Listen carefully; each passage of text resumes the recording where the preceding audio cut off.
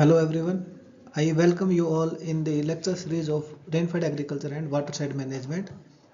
And the topic for the today's discussion was the effect of water deficit on the plants.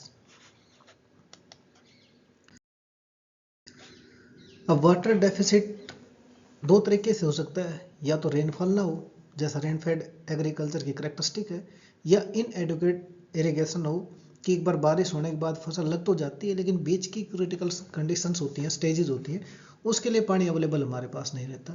तो plant क्या करता है, मरने से बचने के लिए अपने अंदर चेंज करता है, उसमें उसकी फिजिकल कंडीशंस भी चेंज होती है, मोर्फोलॉजिकल भी, और उसकी जो फिजियोलॉजिकल चीज़ें होती हैं वो भी चेंज होती हैं। अब वो जब वो चेंज करता है तो उसको क्या कहते हैं, प्लांट का एडेप्टिव रिस्पॉन्स।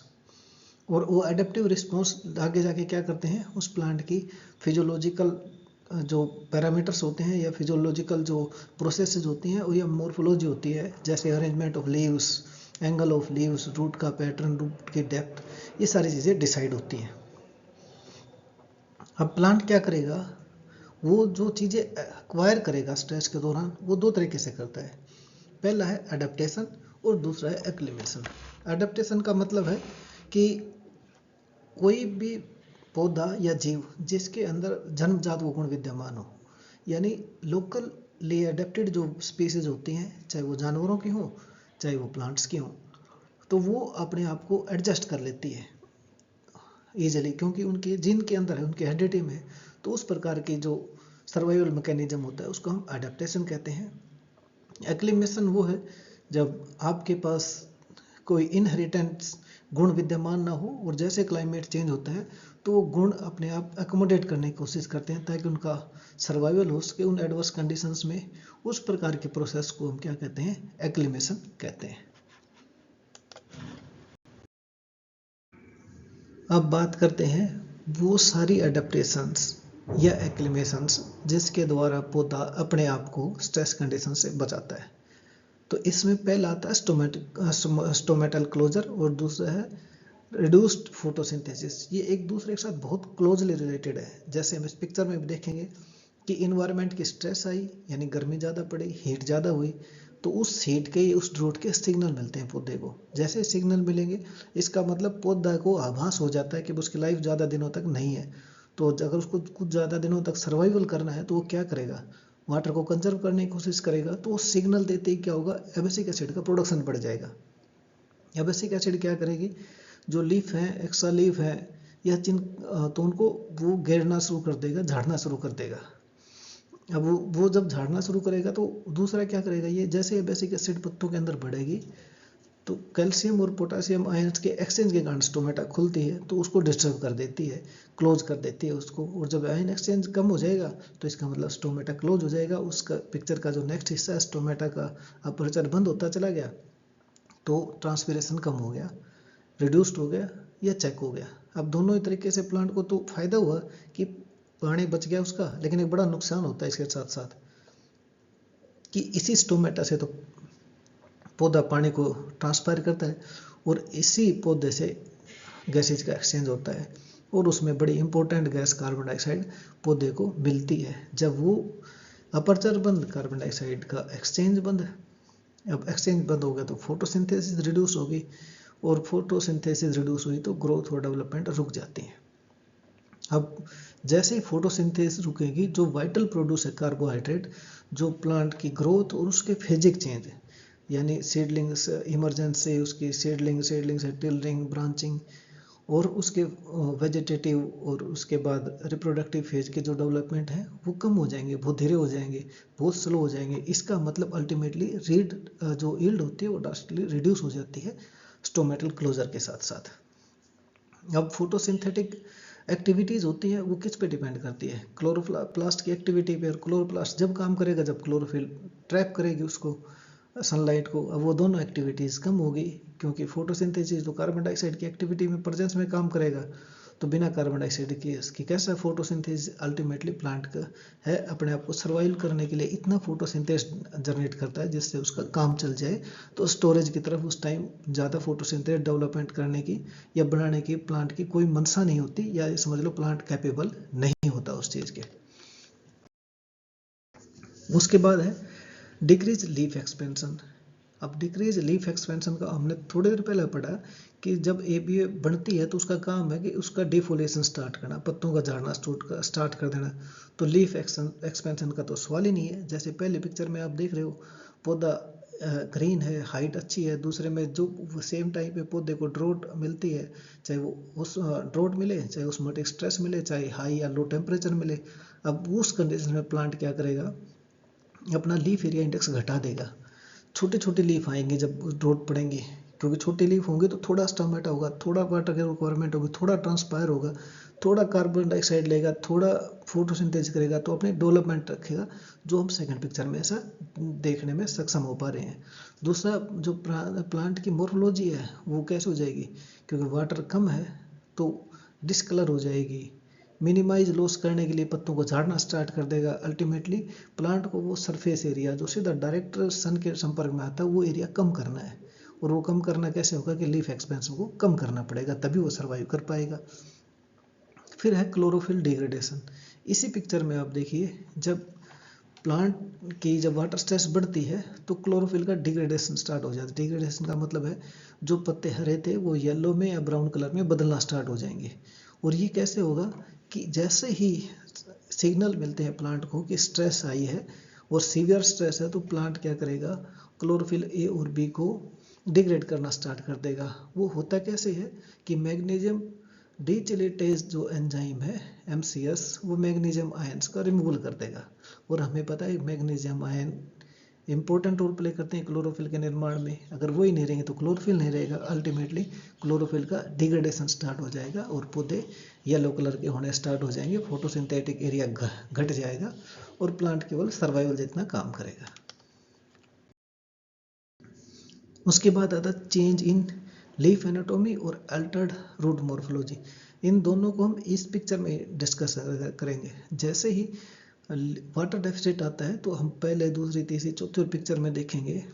तो जैसे ही प्लांट को हम स्ट्रेस में लेके आएंगे, पहली पिक्चर में कोई स्ट्रेस नहीं है, वाटर अच्छा है, ये वाटर लॉगिंग कंडीशन लिखा हुआ है, इसका मतलब वाटर अच्छा है, तो इसका मतलब लीफ एरिया भी इसका ज़्यादा है। इसके जो रिप्रोडक्टिव पार्ट है, ये फूल है जिसको स्पाइक है, तो आप ये भी ज़्यादा है। अब इसमें जैसे ही लीफ को ये लगेगा कि नॉन स्ट्रेस कंडीशन है, कि अब स्ट्रेस आने वाली है, तो प्लांट क्या करेगा, लीफ एनाटोमी में अपने ऊपर जो एपिडर्मल हेयर लाइक स्ट्रक्चर होती है उनकी डेंसिटी बढ़ा देगा, ताकि जितने ज़्यादा हेयर लाइक स्ट्रक्चर पौधे के ऊपर होंगे यानी उतनी छाया भी साथ साथ पड़ेगी, तो माइक्रो क्लाइमेट चेंज हो जाएगा उसका।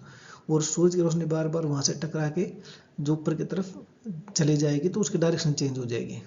दूसरा क्या है, थिकर क्यूटिकल, यानी जो ऊपर जो चिकनाई होती है पत्ते की वो थिक हो जाती है क्यूटिकल, तो उससे टकराएगा तो जल्दी गर्म नहीं होगा पत्ता। और दूसरा, अगर वो शाइनिंग सरफेस है ऊपर का तो सूरज की किरणें गिरेंगी, टकराएंगी और वापस लौट जाएंगी, इसका मतलब रिफ्लेक्शन बढ़ेगा। और इन दोनों प्रक्रिया में क्या होता है, पानी का जो लॉस होता है ट्रांसपिरेशन से वो कम हो जाता है। और स्टोमेटा का जो डिस्ट्रीब्यूशन है अपर सरफेस के बजाय नीचे की तरफ ज़्यादा फंक्शनल हो जाता है। इसका मतलब नीचे सूरज की किरणें पड़ेंगे नहीं, तो स्टोमेटा भी खुलता रहेगा, गैस एक्सचेंज भी होता रहेगा, यील्ड का नुकसान भी कम से कम होगा। तो ये प्लांट अपने जो लीफ एनाटोमी में चेंज करता है। अब अल्टर्ड मॉर्फोलॉजी। अब इसी पिक्चर में देखिए, पहली में कोई स्ट्रेस नहीं है, नो स्ट्रेस कंडीशन है, तो ज़मीन के अंदर पौधे की जड़ें ठीक ठाक हैं और उसके थोड़ी जड़ों में ज़्यादा पोषक तत्व वो ग्रहण कर पाता है, क्योंकि ना तो पानी की कमी है ना न्यूट्रिएंट्स की कमी है। जब वाटर है अवेलेबल तो इसका मतलब न्यूट्रिएंट्स को तो सोल्यूबल फॉर्म में रहते हैं सॉल्यूशन में, तो उसको एब्जॉर्व करके प्लांट को दे देगा। तो इसका लीफ एरिया देखो पहले पिक्चर में ज़्यादा है और 4 इसमें हमारी जो स्पाइक्स हैं ये दिख रही हैं। उसके बाद सीवियर स्ट्रेस आ गई। सीवियर स्ट्रेस का मतलब बहुत ज़्यादा पानी की कमी। अब पौधे को जिंदा रहना है तो क्या करेगा, पत्ते तो बढ़ा नहीं सकता, हम पढ़ते हैं यहाँ भी ऊपर, तो उसको क्या करना पड़ेगा, अपने जड़ों की संख्या बढ़ानी पड़ेगी। तो ये रेड कलर में हार्ड पान लिखा है, तो पौधा क्या करेगा, ड्रोट कंडीशंस में बहुत सारी जड़ों का वर्धन करेगा और वो डीपर भी जाएंगे, लेटरल भी जाएंगे, ताकि लंबे समय से और लंबी डेप्थ से वो न्यूट्रिएंट्स को और वाटर को एब्जॉर्व कर सके। लीफ एरिया उसको कम करना पड़ेगा, लीफ एरिया भी कम है और जो यील्ड के पैरामीटर्स होते हैं वो भी कम होंगे, तो इसका जो स्पाइक का साइज है वो भी छोटा है, लीफ एरिया भी थोड़ा है। उसके बाद थोड़ी माइल्ड स्ट्रेस आती है, यानी पानी है पर कम है, तो इसमें थोड़ा सा लीफ एरिया बढ़ा और स्पाइक के अंदर जो दाने हैं उनकी मोटाई भी बढ़ी, जो हमें तीसरी पिक्चर में दिख रहा है। और उसके बाद माइल्ड स्ट्रेस हुई बट प्लांट लोकल या रीजनली अडेप्टेड है, उसके अंदर टॉलरेंस या अवॉइडेंस का मैकेनिज्म इनहेरिटेंस है, जो हमने पहले पढ़ा था। अडेप्टेशन है पौधे में, और दूसरा एक्लिमेशन। तो जो अडेप्टेशन वाला पौधा है वो क्या करेगा, जड़ें भी बढ़ाएगा, माइल्ड स्ट्रेस है, ज़्यादा नहीं है। जैसे कि दूसरी पिक्चर में, तीसरी पिक्चर में माइल्ड स्ट्रेस थी, पर स्पाइक आई 2, और दाने भी उसके अंदर थोड़े से मोटे हैं, सीवियर स्ट्रेस है। लेकिन माइल्ड स्ट्रेस में 3 तो स्पाइक बनती है हमारे पास, और तीनों में मोटे मोटे दाने हैं, स्पाइक की साइज बड़ी है। इसका मतलब ये पौधा अपने रूट सिस्टम को वेल डेवलप करता है, क्योंकि इसके अंदर अडेप्टेशन है। पर अगर रूट सिस्टम डेवलप है तो वो वाटर का अपटेक भी बढ़िया करेगा, स्टोमेटा की कंडक्टेंस भी बढ़िया होगी। अल्टीमेटली जब सारी चीज़ ठीक है तो ड्राई मैटर प्रोडक्शन भी होगा, तो इसमें यील्ड का लॉस कम होगा नॉर्मल कंडीशंस के बजाय, जबकि जो सीवियर कंडीशंस में बहुत लॉस हो जाता है। अब बात करते हैं 7वें मैकेनिज्म की, रिड्यूस्ड ग्रोथ एंड बायोमास। इसमें क्या होगा प्लांट का, जब हम इस पिक्चर में देख पा रहे हैं, जैसे ही वाटर स्ट्रेस आएगी, ड्रॉट कंडीशंस आएंगी, जैसे पिक्चर के इसके दूसरे भाग में दिख रहा है, जिसके ऊपर जहाँ drought stress and tolerance in group लिखा हुआ, तो जैसे वाटर डेफिसिट बढ़ेगा तो शूट और रूट की ग्रोथ रुक जाएगी। अब ऐसा होगा तो प्लांट की साइज भी कम होगी, उसका बायोमास एक्यूमुलेशन भी कम होगा, क्योंकि फोटोसिंथेटिक एरिया कम है, टेलरिंग कम होगी, ब्रांचिंग कम होगी, नंबर ऑफ स्पाइक कम होगी, स्पाइक की लेंथ कम होगी। अल्टीमेटली जब सारी चीज़ कम हो जाएंगी तो प्लांट का बायोमास तो ओबियसली कम होना है। जबकि पिक्चर के फर्स्ट भाग में हम देखते हैं वेल वाटर्ड प्लांट है, नंबर ऑफ टिलर भी अच्छे हैं, स्पाइक भी अच्छे हैं, लीफ एरिया भी अच्छा है, टिलर्स भी अच्छे हैं, रूट की ग्रोथ भी अच्छी है, तो इसका मतलब वहाँ यील्ड ज़्यादा आती है। तो रिड्यूस्ड कंडीशंस होती हैं, सीवियर कंडीशन होती हैं, वहाँ ये ड्राई मैटर एक्युमुलेशन कम होता है, और जहाँ सफिशिएंट होते हैं वहाँ ड्राई मैटर एक्युमुलेशन अच्छा होता है, अल्टीमेटली यील्ड अच्छी आती है। अर्ली फ्लावरिंग एंड सेनेसेंस, अगर हम इसी पिक्चर में बात करें तो जैसे ही वाटर स्ट्रेस आएगी, प्लांट क्या करेगा, प्री मैच्योर एजिंग करना स्टार्ट कर देगा। जैसे इस पिक्चर में देख रहे हैं हम, तो प्लांट की दोनों की अगर हम ये देखें कि रूट सिस्टम लाइफ एक जैसी एक टाइम पे सोइंग हुई है, तो दूसरी जो पार्ट है हमारा उसके अंदर स्ट्रेस आ गई।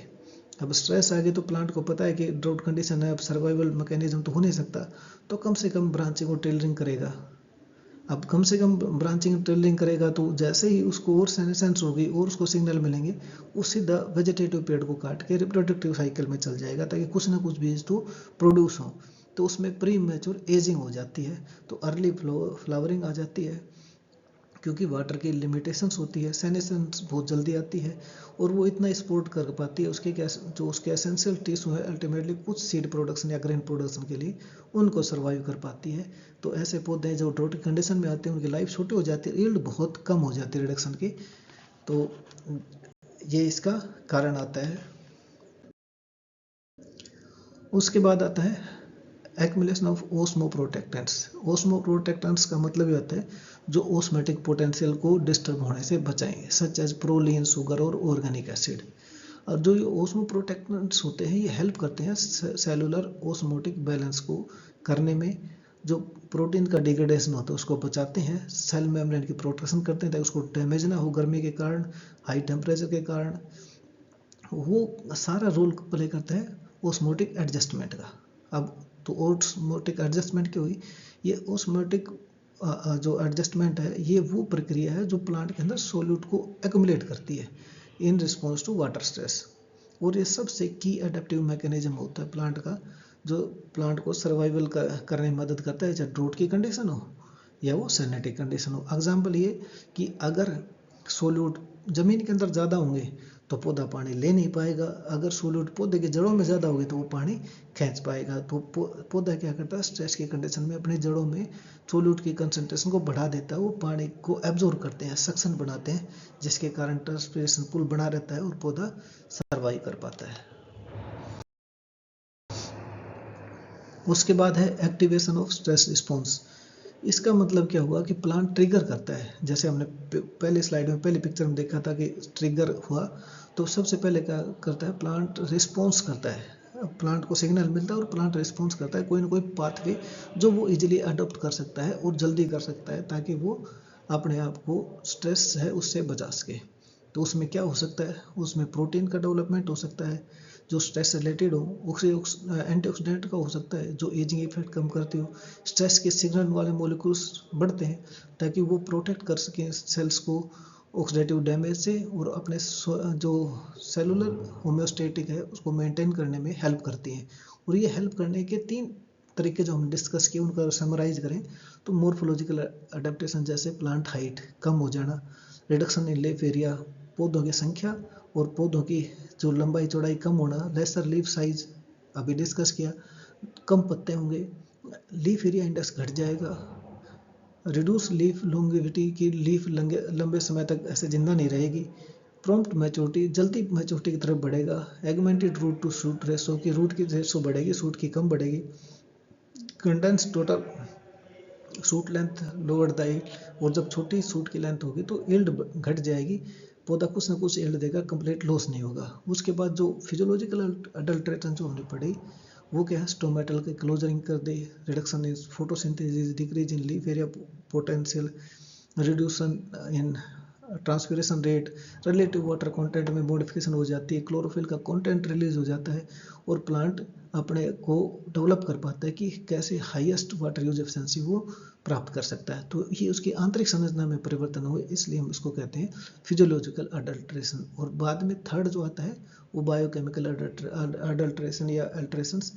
इसमें क्या होगा, रिडक्शन इन रूबिस्को एफिशिएंसी यानी C3C4 साइकिल में जो एटीपी जनरेट होती है उसके बाद decrease in photochemical efficiency, production of reactive oxygen species, increase in oxidation damage, hampered antioxidant defence system. तो ये सारे तरीके आजमा के पौधा क्या करता है, वो स्ट्रेस के अंदर अपने अंदर मॉर्फोलॉजिकल, फिजियोलॉजिकल और बायोकेमिकल चेंजेस करता है कि वो वहाँ सर्वाइवल मैकेनिज्म अपना पूरा कर सके।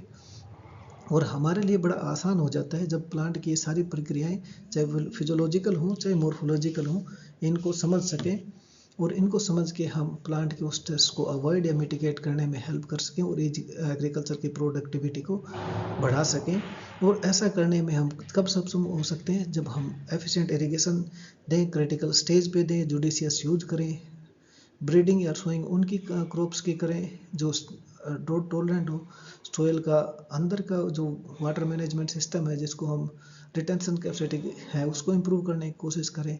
और ऐसा हम करते हैं तो बहुत पॉसिबल है कि हम जो रेनफेड एरिया है उसकी प्रोडक्टिविटी को वाटर डेफिशिएंट कंडीशंस में होती हैं उनकी यील्ड को इंक्रीज कर सकें और वहाँ के लाइवलीहुड को हम बढ़ा सकें। लोग अपने हैं पराए हैं समझने में वक्त तो लगता है, मुस्कुराते चेहरों का दर्द समझने में वक्त तो लगता है, अश्कों की बारिश में ढह जाते हैं रिश्तों के मकान, बंजर जमीन को बसाने में फिर वक्त तो लगता है, सुकून मिलता है किसी को फरेबी बातें करने में, ऐसे लोगों का जहर उतरने में वक्त तो लगता है। ये और बात है कि तन्हाई की लकीरें हैं माथे पर, जो बसा है धड़कनों में उसे निकलने में वक्त तो लगता है, एहसास है तुझे दिखती हैं सब बेचैनियों की धूल, माही फिर भी हर किसी को दिल का जज्बात कहने में वक्त तो लगता है। तो रेनफेड एग्रीकल्चर और वाटर साइड मैनेजमेंट की इस श्रृंखला में हमसे जुड़े रहने के लिए धन्यवाद।